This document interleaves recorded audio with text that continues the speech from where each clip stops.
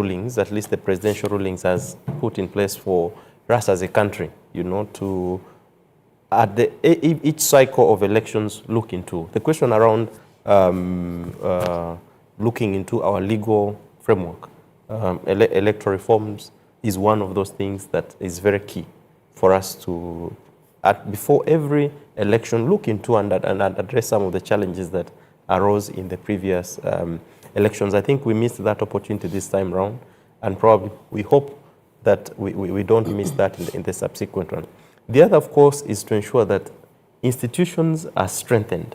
Because today, why we find ourselves even discussing some of these things is because probably there seems to be doubt on the institutions that should be providing oversight in this direction. Mm-hmm. And so probably being able to strengthen and provide that capacity to to some of these institutions to be able to offer this leadership.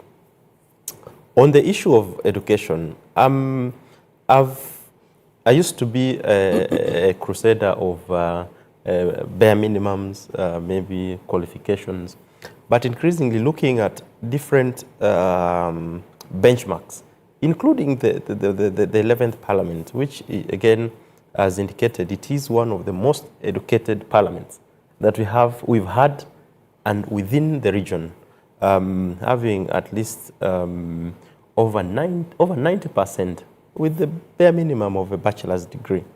As to whether when you go into the nitty-gritties, either the qualification are theirs or it is for someone else, or the... But they have it, and at least they beat the system. At least as of the check of the institutions that are supposed to check them, yeah, it is agreed that their qualifications. So you have over 90% of them having a bachelor's degree. As of the quality and what kind of outputs we see out of the current parliament, and probably looking at the checks that these institutions have, I think that for me, if I subjectively assess the 11th parliament vis-a-vis the previous parliaments, you see that there is a fundamental breakdown, or there is a fundamental shortfall in terms of how they have performed on their respective roles, and more importantly, around being able to undertake the oversight question. Because when you look at the roles that the members of parliament have, they do require some level of understanding, your ability to process, your ability to understand what is going on. Yeah.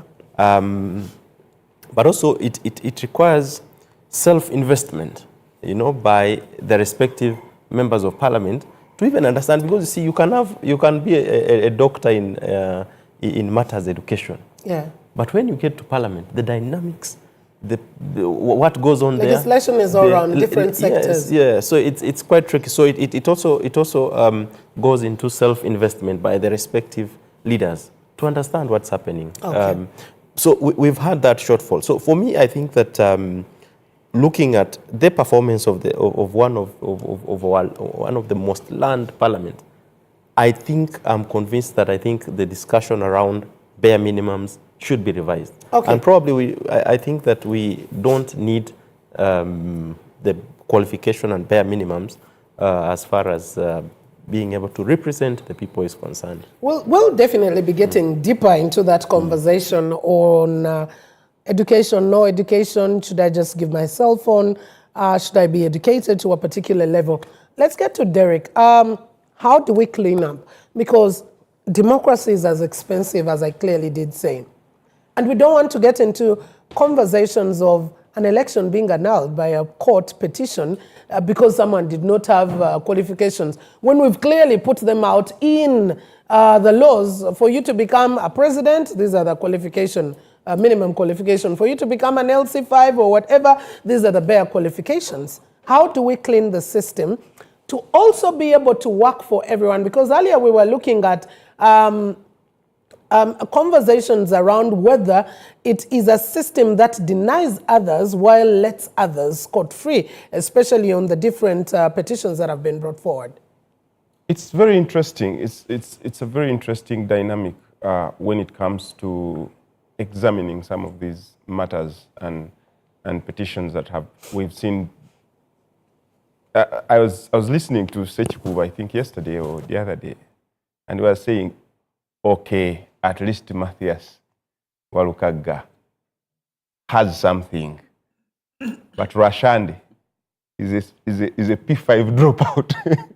and he was saying it very publicly, but we saw that I think General Rashandi got a degree or something from Nkumba or Ndeje University, any of those. But for me, I think the challenge we have is polarization of our politics to the extent that there is always going to be a chance for one side to say we like it's double standards. There's always going to say to be that chance for one to say there's double standards in the way decisions are made and stuff like that. And I know where this is coming from, and I wouldn't be the person saying we should not like put at least bare minimum or standards for our leaders. Of course, it's a leadership role. For you to be a leader, you have to be probably born a leader or made a leader. But I am not in the school of thought that we should not put at least some standards. For us to get any job in this country, there are always minimum qualifications, and I feel that if one is going to lead us at that level where you have to discuss policy, you have to, in terms of health, in terms of education, in terms of, at least you need to have a level of scrutiny. And you think Senior 6 is also? I feel it's okay. It's no, I don't think it's okay. You think it should be upped? I think it should be a little bit up, because if for instance you've gone through Senior 6 and you've finished and didn't go anywhere, well, you're going to use your common sense of history, geography, biology to must deploy anywhere in outside Uganda or anywhere. This matter has to be brought on the floor of Parliament, and then we are discussing the risks of why we should, the risks that our soldiers are going to go through. We're going to discuss matters of why it's important that we must deploy and things like that. And A-level chemistry only will not save you, because then you and that's why I'm advocating that it should be up. You think at Senior 6 you haven't reached a level of critical thinking and that would be able to comprehend the vast issues? I will be coming to you, Joel. You will just try to use your, and the bare minimum is you will sit back and listen to people who have like knowledge about different things, people who have traveled, people who have read and stuff like that. But for you, a Senior 6 dropout, that becomes an indictment then on our education system, clearly. And for me, of course, we have problems. We are just discussing reality, not. I mean, we are just discussing what it should be. Yeah. Not the reality. The reality on ground is very different, because even a person who has finished a bachelor's degree in mass communication, for instance, cannot discuss certain things. Yeah. They remain the way they are. And it's an indictment to our education system and stuff like that. But my issue is, for people to lead us, for someone to lead us, they must have at least a level of understanding of things about this nation, for instance. Okay, for you, what qualification would you be thinking about? I would be Masters, a PhD? I would be thinking at least a bachelor's is good enough for, if our nation had that very good skilling in terms of education. Okay. A bachelor's would be good. That then you have through a bachelor's, depending on which course you've done, you have read at least quite so many things about economics, quite so many things about the security, or even things about life, that you are not coming with an empty head that is just trying to sit in Parliament. French Revolution and Majimaji Rebellion. Majimaji Rebellion. I'm just thinking. And and British. Are you attacking somebody? British Columbia and things like that. I mean, we need to have that level where, for you to legislate for this country, you are qualified, and you have bare minimum, at least minimum understanding of everything around. That said, How do we clean up? Yeah. We need to get back to our policies.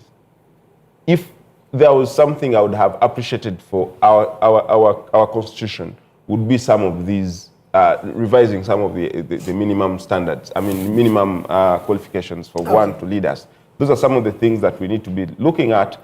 And then these bridge, bridges are not easy. So we should remove the equivalent bit. You then have the it. law will not be all encompassing. You have it. It will be discriminative, and No. those are not supposed to be discriminative. You are supposed to have it or you don't have it. Richard just told us here, you have it or you don't have it. If you don't have it, don't even come to the table to discuss. What are you going to do there? All right, thank you so much. Joel, I think, is on a totally different slate altogether. But Joel, two questions particularly.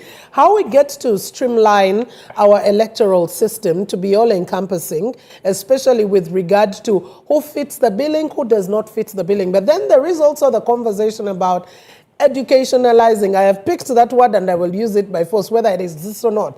But we have put education as a bare minimum standard for leadership. And yet, earlier we were having a conversation on, for example, ministers. I mean, what is the qualification for one to become a minister, especially in the various dockets to where they are appointed? Let's get to that. Mildred, I think that the Constitution of Uganda begins with the words that say, "We the people of Uganda." Yeah. I don't know actually whether it represents Ugandans.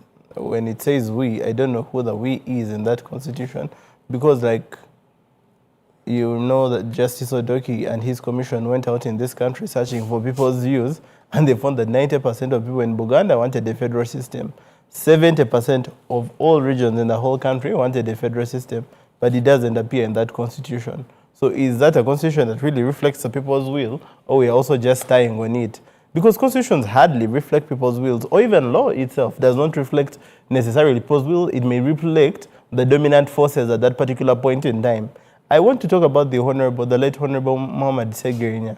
For all intents and purposes, people loved him. He won an election by the 90s or 80s or something of that sort. How then do you tell these people that for you there is another qualification you want of their MP that she does not have?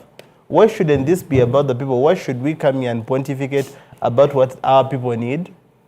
We four people here, or even just a committee. Why should that committee decide for Ugandans what they want?